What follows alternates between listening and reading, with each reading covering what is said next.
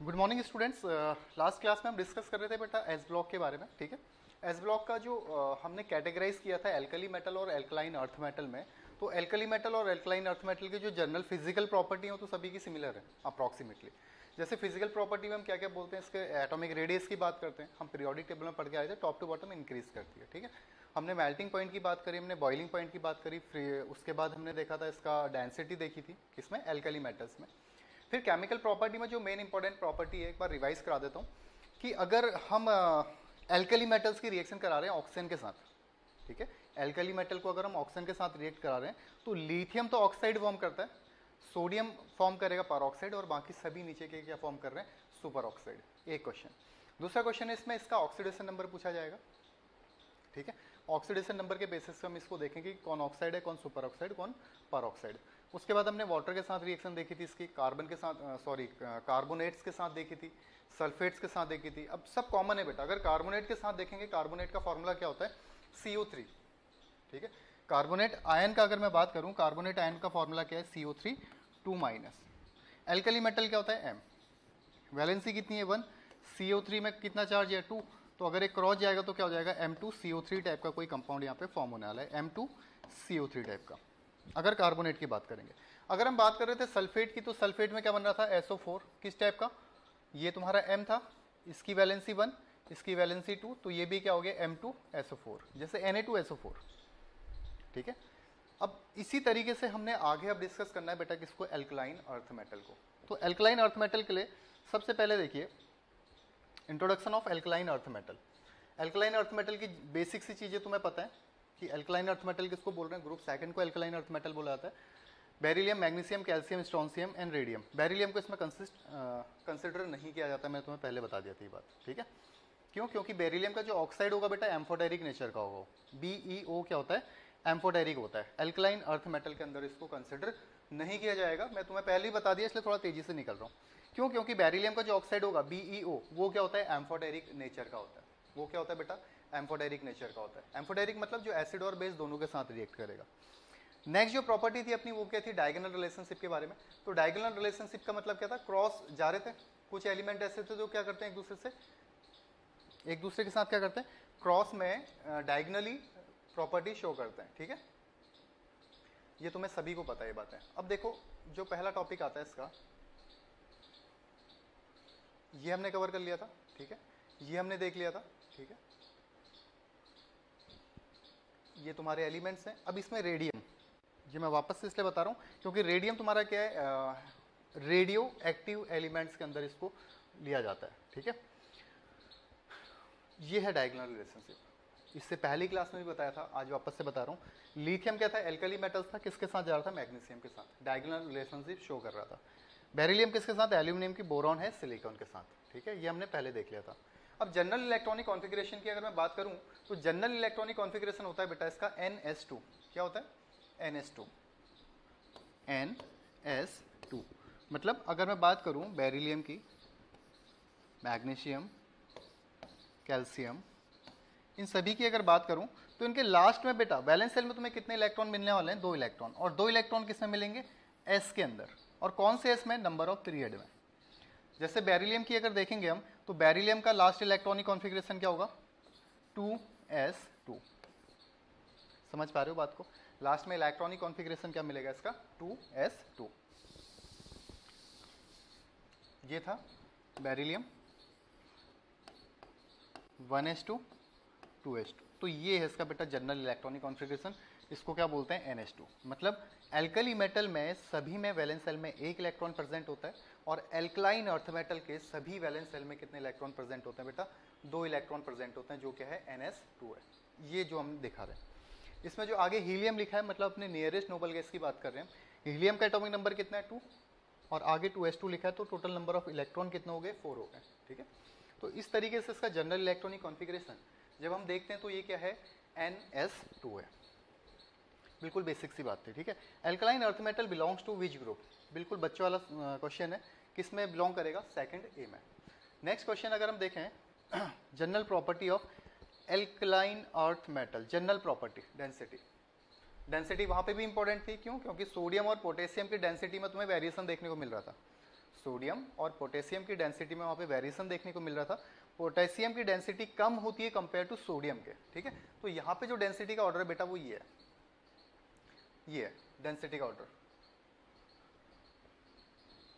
हम क्या बोलते हैं, या तो टॉप टू बॉटम इंक्रीज कर रहा है या टॉप टू बॉटम डिक्रीज कर रहा है, बट यहाँ पे देखो ये है BeMgCa, तो इसको तुम्हें लर्न ही करना पड़ेगा, ठीक है। ये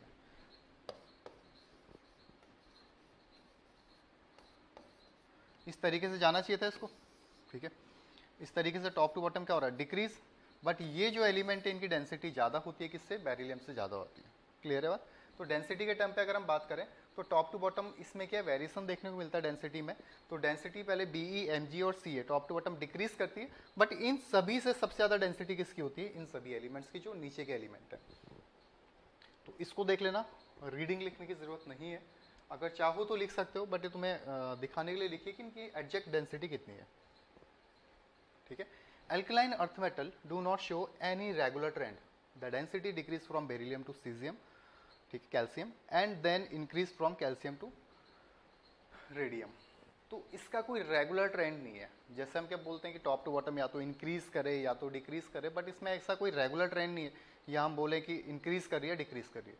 तो इसका जो डेंसिटी का ऑर्डर रहेगा वो ये रहेगा बेटा, ठीक है। नेक्स्ट आता है मेल्टिंग पॉइंट। मेल्टिंग पॉइंट में भी सेम है इसका, नो रेगुलर ट्रेंड इन मेल्टिंग पॉइंट। मेल्टिंग पॉइंट के अंदर भी इसका कोई रेगुलर ट्रेंड तुम्हें देखने को नहीं मिलने वाला है। ये वैल्यूज है बेटा मेल्टिंग पॉइंट की। अगर मैं बोलूँ बेरिलियम, ठीक है, 1560, मैग्नीशियम, कैल्शियम की बढ़ गई, देखो मैग्नीशियम से ज़्यादा किसकी होगी, कैल्शियम की होगी, फिर इससे कम किसकी होगी, स्ट्रॉन्शियम की, फिर ये थोड़ा कम और ये कम, ठीक। तो ये मैं तुम्हें बताऊं कि फिजिकल प्रॉपर्टी ना थोड़ा तुम्हें देखना पड़ेगा ध्यान से। पूरी एक नोटबुक में एक समरी टाइप बना लो, जिसमें केवल तुमने लिखना है डेंसिटी के बारे में, मेल्टिंग बॉइलिंग पॉइंट्स के बारे में, जहाँ पे तुम्हें बहुत ज़्यादा वेरिएशन देखने को मिल रहा है। तो एक पेज में एल्कली मेटल लिखो, एक में एल्कलाइन अर्थ मेटल। कैसे, जैसे यहाँ पे बना दिया तुमने AM alkali metal earth metal, ठीक है। यहाँ पे लिखो डेंसिटी, पहला आया डेंसिटी, ठीक है। यहाँ पे ट्रेंड लिख लो, डेंसिटी का सेम यहाँ पे ट्रेंड लिख लो। सेकंड बोला तुमने मेल्टिंग पॉइंट, यहाँ लिखो यहाँ लिखो। देन लिखा तुमने बॉइलिंग पॉइंट, यहाँ लिखो यहाँ लिखो। तो इस तरीके से इजीली लर्न हो जाएंगी। इनऑर्गेनिक केमिस्ट्री को बेटा डेली के डेली तुम्हें कम से कम 1 घंटा देना ही पड़ेगा, डेली 1 घंटा देना पड़ेगा, अदरवाइज ये चीज़ें निकल जाएंगी। जैसे केमिकल बॉन्डिंग अगर हम पढ़ रहे होते हैं या कोऑर्डिनेशन कंपाउंड हम पढ़ रहे होते हैं, तो तुम्हें पता है कि वहाँ पे चीज़ें कंसेप्ट हैं, चीज़ें समझ आएंगी। मैंने बैक बॉन्डिंग की बात करी, ब्रिज बॉन्डिंग की बात करी, या मैं बात कर रहा हूँ MOT की, तो तुम्हें पता है कि कैसे बॉन्ड फॉर्म हो रहे हैं, क्या हो रहे हैं। बट यहाँ पे कोई ऐसा नहीं बेटा, ये ट्रेंड तुम्हें ध्यान में रखने ही पड़ेंगे, ठीक है। और रेगुलरिटी होना बहुत ज़रूरी है इसमें। अगर तुम चाहो कि नहीं लास्ट एग्जाम के आते आते हम कवर कर लेंगे, तो ऐसा पॉसिबल नहीं है, ठीक है। इसलिए ये लास्ट में जाके बहुत टफ हो जाती है। तो मैं वापस बता रहा हूँ, एक पेज में लिख लो एल्कली मेटल, एक में एल्कलाइन अर्थ मेटल, फिर एक ही पेज में बेटा सभी ट्रेंड लिख लो। डेंसिटी का है, मेल्टिंग है, बॉइलिंग पॉइंट है, इसका हाइड्रेशन एंथैल्पी है, ये सभी एक पेज के अंदर लिख लो, ठीक है। तो ये मेल्टिंग पॉइंट का ट्रेंड है बेटा। नेक्स्ट बॉइलिंग पॉइंट की अगर बात करें, वापस से ना डेंसिटी की बात करें ना बॉइलिंग पॉइंट, और अगर हम बात कर रहे हैं मेल्टिंग पॉइंट, बॉइलिंग पॉइंट और डेंसिटी, सभी में तुम ध्यान से देखोगे क्या लिखा है, no regular trend in, no regular trend, no regular trend. मतलब वेरिएशंस बहुत ज़्यादा देखने को मिल रहा है किसमें, एल्कलाइन अर्थ मेटल में। एल्कलाइन अर्थ मेटल का बॉइलिंग पॉइंट भी ये है बेटा, ठीक है। वैल्यूज लिखने की जरूरत नहीं है, वैल्यू के अकॉर्डिंग इनको अरेंज कर लो, कौन सा इंक्रीजिंग ऑर्डर में, कौन सा डिक्रीजिंग ऑर्डर में। तो अभी तुम्हारे पास 3 चीज़ आ गई, पहला डेंसिटी बोला, दूसरा मेल्टिंग पॉइंट और तीसरा बॉइलिंग पॉइंट। एक ही पेज में लिखना है और बेटा सभी बच्चे मुझे इसको सेंड करेंगे, ठीक है। उसके बाद आता है atomic radius.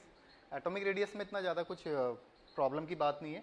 Top to bottom number of shell increase करेंगे, और नंबर ऑफ सेल इंक्रीज करने से क्या होगा बेटा, एटॉमिक रेडियस इनकी इंक्रीज होने वाली है। सेम आयनिक रेडियस में भी होगा। आयन जब बनेगा तो किस टाइप का आयन बनाता है बेटा, M2+ टाइप का आयन बनाएगा। क्यों, क्योंकि वैलेंस सेल में कितने इलेक्ट्रॉन्स थे, इसके 2 इलेक्ट्रॉन। तो जब भी ये आयन बनाएगा 2 इलेक्ट्रॉन्स को रिमूव करेगा, तो कितना चार्ज आएगा इसमें, +2 चार्ज आने वाला है, ठीक है। उसके बाद ये है इसका एटॉमिक रेडियस और आयनिक रेडियस। ये एटॉमिक रेडियस का ट्रेंड है, नीचे वाला हम क्या कह रहे हैं, आयनिक रेडियस का ट्रेंड है। इस तरीके से देखो बेटा, नंबर ऑफ शेल इंक्रीज करेंगे यहाँ पे, जैसे बेरिलियम है, फिर मैग्नीशियम है, कैल्शियम, स्ट्रॉन्शियम, बेरियम, ये देखो नंबर ऑफ सेल इंक्रीज कर रहे हैं। नंबर ऑफ सेल इंक्रीज करने से क्या होगा, इसका साइज इंक्रीज होते जाएगा। Metal belongs to the same group in periodic table are, बिल्कुल बच्चों वाला क्वेश्चन है। Metal belongs to same group in periodic table, same group में कौन सा मेटल एग्जिस्ट कर रहा है बोल रहा है, तो कौन सा है, Mg और Ba, बेटा मागे कार स्कूटर बाप, ठीक है। तो ये तुम्हारा इसका आंसर हो गया। नेक्स्ट है the non radio active metal second group having least first ionization energy, किसकी फर्स्ट आयनाइजेशन एनर्जी सबसे कम होगी पूछ रहा है, कौन सा होना चाहिए, नॉन रेडियो एक्टिव एलिमेंट। तो पहला क्वेश्चन तो ये है, इसमें देख लो कौन सा नॉन रेडियो एक्टिव है, तो रेडियो एक्टिव केवल एक ही दिखेगा, रेडियम। ये तीन के हैं तुम्हारे नॉन रेडियो एक्टिव है, उसमें भी पूछ रहा है कि फर्स्ट आयनाइजेशन एनर्जी सबसे कम किसकी होगी। आयनाइजेशन एनर्जी का मतलब क्या है, किसी भी एटम से इलेक्ट्रॉन्स को रिमूव करने में कितनी एनर्जी रिक्वायर्ड है। किसी भी आइसोलेटेड गैसियस एटम से हम इलेक्ट्रॉन्स को रिमूव कर रहे हैं और कितनी एनर्जी उसमें रिक्वायर्ड है, minimum amount of energy required है, उसको क्या बोल रहे हैं, आयनाइजेशन एनर्जी। तो आसानी से कहाँ से निकलेगा बेटा इलेक्ट्रॉन, जिसका साइज बड़ा होगा, ठीक है। तो इसका आंसर क्या हो जाएगा, यहाँ पे टी किया, ओके, बेरियम इसका आंसर हो जाएगा। वापस समझो क्या बोल रहा हूँ, टॉप टू बॉटम साइज बड़ा हुआ, साइज बड़ा हुआ तो अपने इलेक्ट्रॉन्स पे होल्ड कम हो गया, होल्ड कम होने से इलेक्ट्रॉन्स क्या होंगे बेटा, इजीली रिमूव हो सकते हैं, थोड़ी भी अगर एनर्जी देंगे तो रिमूव हो जाएगा। इसलिए बेरियम का क्या हो जाएगा, least first ionization energy. B is show diagonal relationship with, beryllium किसके साथ डायगोनल रिलेशनशिप शो करेगा, एल्यूमिनियम के साथ। General property of alkaline earth metal, ionization enthalpy. The alkaline earth metal having low ionization enthalpy due to fairly large size of the atom. इसका size क्या है, बड़ा है, इसके कारण क्या होता है, इसकी आयनाइजेशन एनर्जी थोड़ी क्या होगी, कम होगी। Since atomic size increase down the group their ionization energy decreases. Top to bottom क्या होगी, इसकी आयनाइजेशन एनर्जी क्या होगी, डिक्रीज होगी। ये बात समझ पा रहे हो क्या बोल रहा है। जैसे हम पहले ये देखो, ये है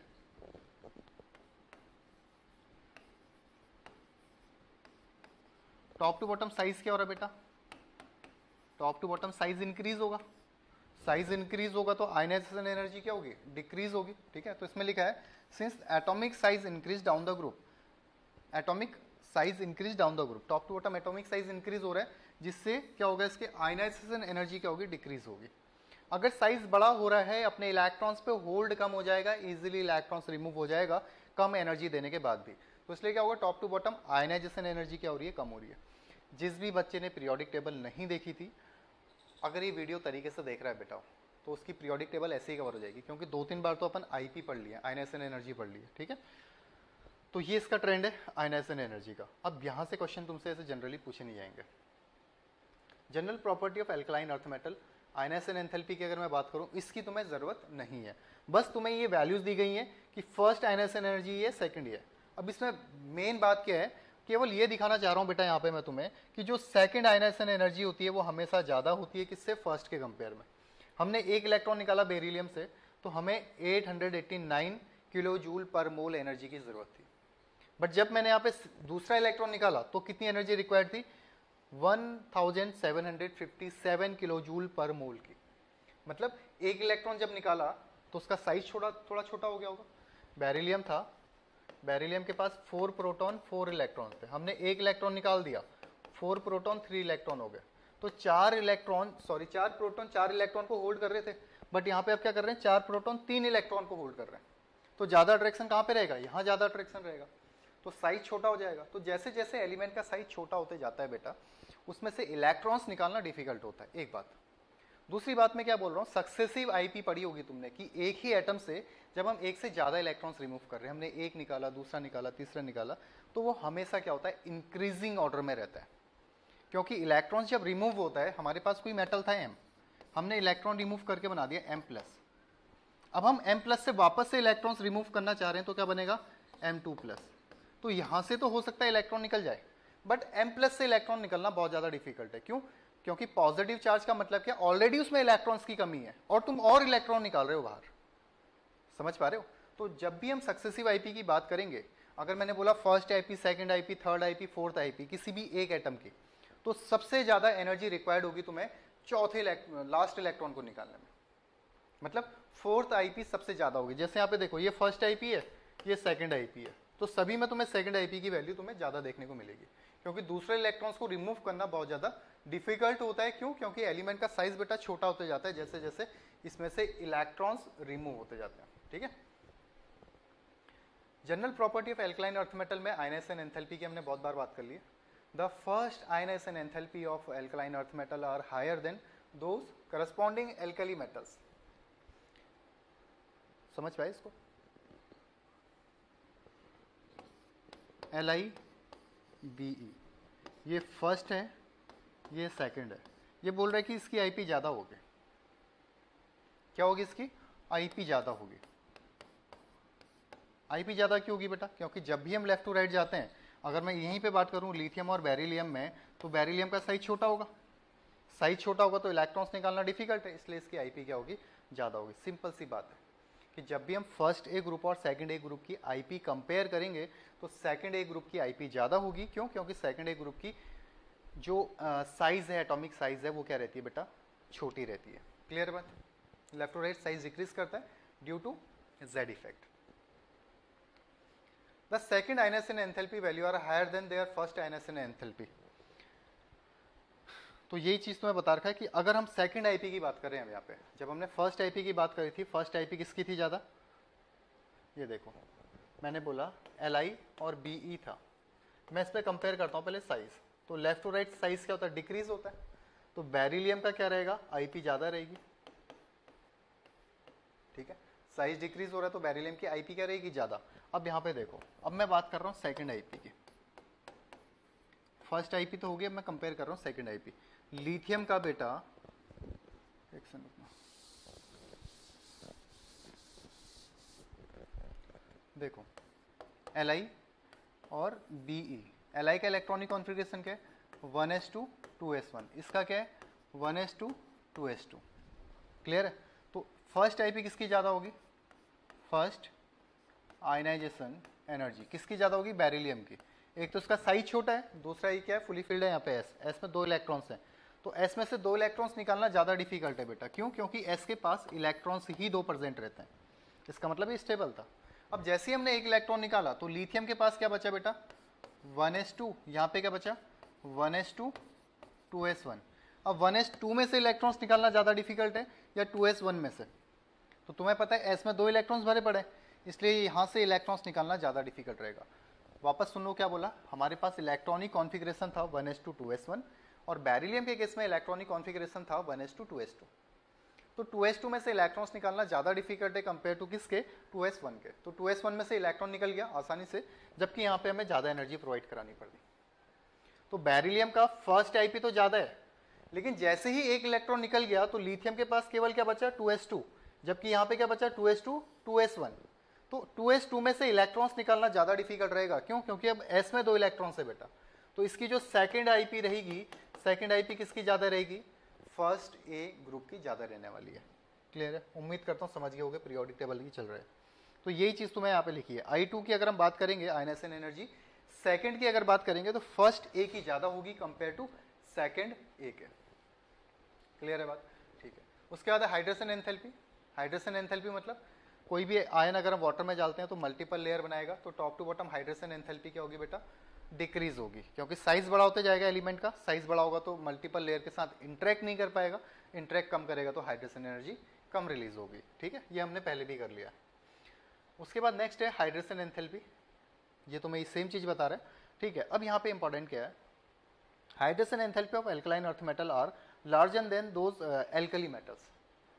एल्कली मेटल और एल्कलाइन अर्थ मेटल अगर दोनों में ही तुम हाइड्रेशन एंथैल्पी कंपेयर करोगे तो तुम्हें पता है एल्कलाइन अर्थ मेटल का साइज छोटा है, तो वाटर में जाके मल्टीपल लेयर बनाएगा, तो उसकी हाइड्रेशन एंथैल्पी क्या रहेगी?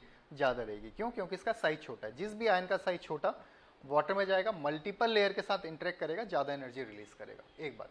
दूसरी बात, compound of alkaline earth metal are more extensively hydrated than those alkali metal. ठीक है, अगर हम इसकी, तुमने एक टर्म पढ़ा होगा वहाँ पे हाइड्रेटेड. ठीक है, तो यहाँ पे अगर हम देखेंगे तो इस टाइप के कंपाउंड बनते हैं तुम्हारे MgCl2.H2O.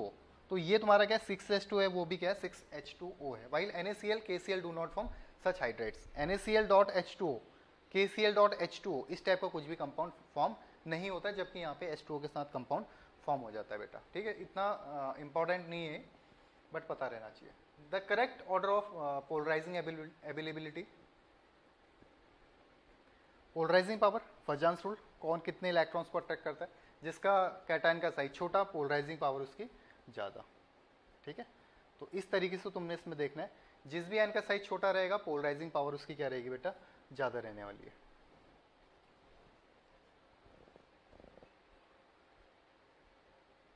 उसके बाद है नेक्स्ट तुम्हारा electronegativity. Top to bottom electronegativity decrease करेगी। इलेक्ट्रोनेगेटिविटी क्या है, शेयर्ड पेयर इलेक्ट्रॉन को अट्रैक्ट करने की टेंडेंसी, शेयर्ड पेयर इलेक्ट्रॉन को अट्रैक्ट करने की टेंडेंसी को इलेक्ट्रोनेगेटिविटी बोलते हैं। इलेक्ट्रोनेगेटिविटी का general trend left to right increase करता है, टॉप टू बॉटम डिक्रीज करता है। तो टॉप टू बॉटम में ये क्या करेगा बेटा, डिक्रीज करने वाला है। ठीक है, अगला है electropositive character. Electropositive character top to bottom क्या करता है, इंक्रीज करता है। क्यों, क्योंकि लेफ्ट टू राइट वो क्या होता है, डिक्रीज होता है। Left to right electronegative character increase हो रहा है, तो पॉजिटिव कैरेक्टर क्या होगा, decrease. Top to bottom electropositive character increase होता है। इलेक्ट्रोपॉजिटिव कैरेक्टर का मतलब कैसे इलेक्ट्रॉन इजीली यहां से निकल जा रहे हैं। ठीक है, melting point sorry metallic property increase करेगी। मेटेलिक प्रॉपर्टी का मतलब, ये मेटल का मतलब क्या है, ऐसे एलिमेंट जो इलेक्ट्रॉन्स को लूज करने की टेंडेंसी रखते हैं और फॉर्म करते हैं कैटायन। तो ऐसे एलिमेंट जो इजीली इलेक्ट्रॉन को लूज करेंगे वो मेटेलिक ज्यादा होंगे। वैसे ही पता है तुम्हें, जब भी हम पीरियोडिक टेबल में मूव करते हैं कहां से, लेफ्ट से राइट की ओर, तो नॉन मेटेलिक कैरेक्टर इंक्रीज होता है और top to bottom metallic character increase होता है। Left to right non metallic character, top to bottom metallic character increase होता है। ठीक है, there are silvery white, soft in nature but harder than alkali metals due to stronger metallic bond. Silvery white होते हैं, soft होते हैं। ठीक है, बट अगर तुम फर्स्ट ग्रुप के साथ कंपेयर करोगे एल्कली मेटल के साथ, तो उसके कंपेयर में थोड़े हार्डर रहेंगे। क्यों, क्योंकि साइज छोटा है, छोटा साइज है, तो दूसरे एलिमेंट के साथ, मेटल के साथ स्ट्रॉन्ग मेटेलिक बॉन्ड बनाएंगे। किसके कंपेयर में, फर्स्ट ए ग्रुप के कंपेयर में। मेटेलिक बॉन्ड स्ट्रेंथ ये दिखा रही है तुम्हें, number of valence shell electron upon size of ion. देख लो conductivity, these are good conductor of heat and electricity due to presence of two loosely held valence electron। इसके पास दो वैलेंस शेल इलेक्ट्रॉन है, जिसके कारण क्या है बेटा, ये गुड कंडक्टर होते हैं हीट एंड इलेक्ट्रिसिटी के। In aqueous solution due to solvation and the size alkaline earth metal decrease, ionic mobility increases. Same बात हाइड्रोजन एनर्जी में हम कर रहे थे, जिस भी आयन का साइज छोटा है वो वाटर के अंदर जाके अपने साइज को बड़ा कर लेता है एक्वस के अंदर। ठीक है, और उस हाइड्रेटेड आयन का साइज अगर बड़ा हो गया तो उसकी आयनिक मोबिलिटी कम हो जाएगी। आयनिक मोबिलिटी का मतलब है उसके आयंस का मूवमेंट कम हो जाएगा। क्लियर है बेटा बात, आयंस के मूवमेंट के कारण क्या होगा, अगर आयन का मूवमेंट ही कम हो गया तो कंडक्टिविटी उसमें कम हो जाएगी। ठीक है, समझ गए बात को। अब इसमें क्या लिखा है देखो, वापस से देख लो एक बार। In aqueous solution due to solvation the size of alkaline earth metal ion decreases, ionic mobility increase. Ionic mobility क्या हो रही है, इंक्रीज हो रही। कब बोल रहा है, टॉप टू बॉटम। यहां देख लो वापस से, ये है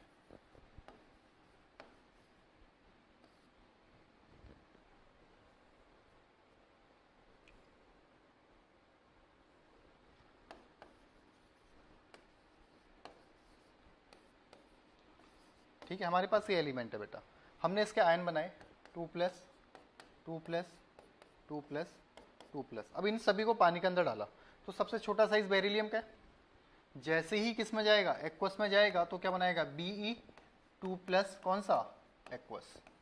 सेम ये क्या बनाएगा, Mg 2 प्लस क्या, एक्वस। ये क्या बनाएगा, Ca2 प्लस एक्वस। और ये सेम क्या बनाएगा तुम्हारा, Sr2 प्लस एक्वस।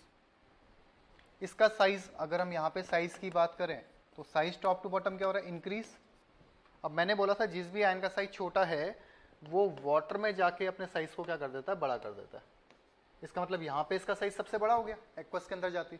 तो अगर साइज बड़ा हो गया तो इसकी आयनिक मोबिलिटी क्या हो जाएगी, कम हो जाएगी। आयनिक मोबिलिटी कम हो जाएगी तो इलेक्ट्रिकल कंडक्टिविटी भी क्या हो जाएगी, कम।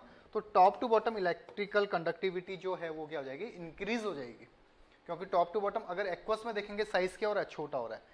छोटा आयन तेजी से मूवमेंट करेगा, आयनिक मोबिलिटी इसकी क्या रहेगी, ज्यादा रहने वाली है। क्लियर है बेटा, बात समझ आ गई। समझ नहीं आई तो इसको नोट भी कर लेना यहीं पे। अब यही बात इसमें लिखा रही है बेटा, इन एक्वस सॉल्यूशन ये क्या हो रहा है, आयनिक मोबिलिटी इंक्रीज कर रही है। कैसे इंक्रीज कर रही है, क्योंकि इसका साइज क्या हो रहा है बेटा, टॉप टू बॉटम को डिक्रीज कर रहा है, हेंस कंडक्टिविटी इंक्रीजेस। एक्वस में अगर टॉप टू बॉटम जाओगे तो कंडक्टिविटी क्या होगी, इंक्रीज होने वाली है, ठीक है। द कंडक्टिविटी ऑर्डर, ये इसका ऑर्डर रहेगा कंडक्टिविटी का। बेरिलियम का साइज सबसे बड़ा रहेगा तो इसकी कंडक्टिविटी क्या हो जाएगी, सबसे कम हो जाने वाली है। सबसे ज़्यादा किसकी होगी, बेरियम की। तो ये हो गया बेटा तुम्हारा जो फिजिकल प्रॉपर्टी है अपनी एल्कलाइन अर्थ मेटल की। बिल्कुल बेसिक्स ही हैं, इसमें कुछ भी नहीं करना। थोड़ा अगर तुम्हें देखना पड़ेगा तो मेल्टिंग पॉइंट, बॉइलिंग पॉइंट को देख लो, डेंसिटी को देख लो। Melting point, boiling point, density, तीन ही चीज़ तुमने एक बार रिवाइज कर लेनी है, ठीक है। और कैसे रिवाइज करनी है, एक ही पेज में लिखो एल्कली मेटल का, एल्कलाइन अर्थ मेटल का, बस। बाकी बिल्कुल बेसिक सी चीज़ें तुम्हें पता ही है, हाइड्रेशन एंथैल्पी के बारे में पता है, कंडक्टिविटी के बारे में पता ही है, कलर इनका पता ही है, ठीक है। तो बेसिक सी चीज़ें पता है, बट जो थोड़ा सा तुम्हें लग रहा है कि एक्सेप्शन टाइप दिख रहे हैं, उनको एक ही पेज में लिखो और 2-3 दिन में थोड़ा रिवाइज करते रहो, ठीक है बेटा। चलो बाय।